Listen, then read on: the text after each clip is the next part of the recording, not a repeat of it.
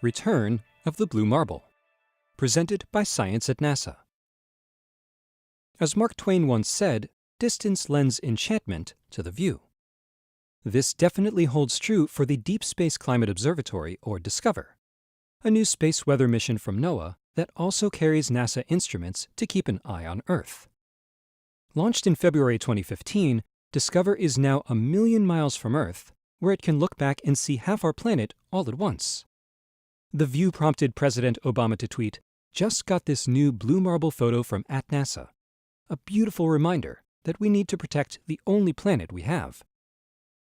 The first blue marble photos taken by Apollo astronauts nearly 50 years ago sparked a new awareness of Earth as a fragile sphere of dazzling beauty floating alone in a dangerous void, worthy of careful stewardship.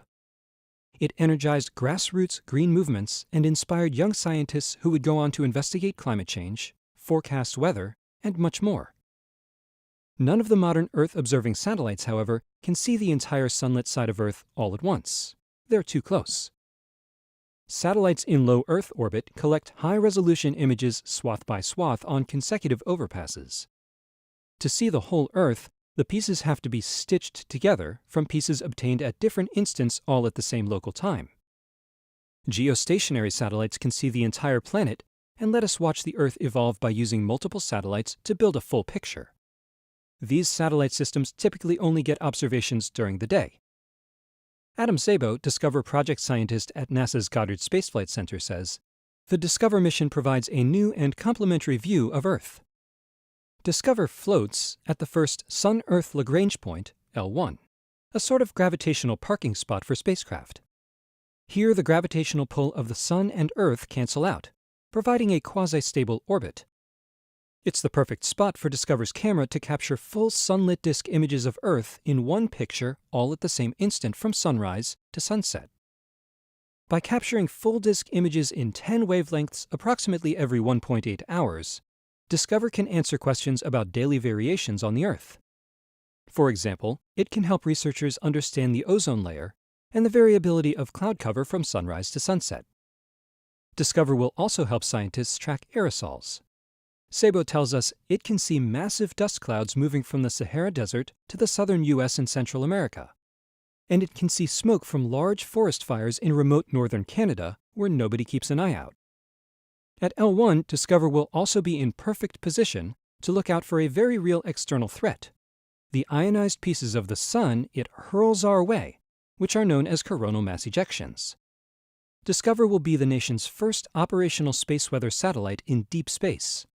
A partnership between NASA, NOAA, and the U.S. Air Force, this mission's primary objective is, in fact, to help NOAA provide timely space weather alerts and forecasts. The observatory also offers a rare view of the Moon. Because the Moon is tidally locked to Earth, only one side is visible from our planet.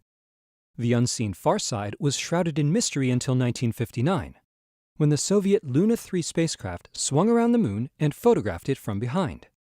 This feat is repeated by the current high-resolution U.S. Lunar Reconnaissance Orbiter Camera, or LROC. DSCOVR will observe the far side about twice a year, as the observatory periodically crosses the orbital plane of the Moon. DSCOVR's first images of the Moon transiting Earth in July were a social media sensation. Since DSCOVR began regular observations, NASA is posting daily color images of Earth to a dedicated public website. These images, showing different views of the planet as it rotates through the day, will be available 12 to 36 hours after they are acquired. These are the first true color Earth images, where the colors are adjusted to closely match what the average human eye would see. Find DSCOVR's daily images at epic.gsfc.nasa.gov.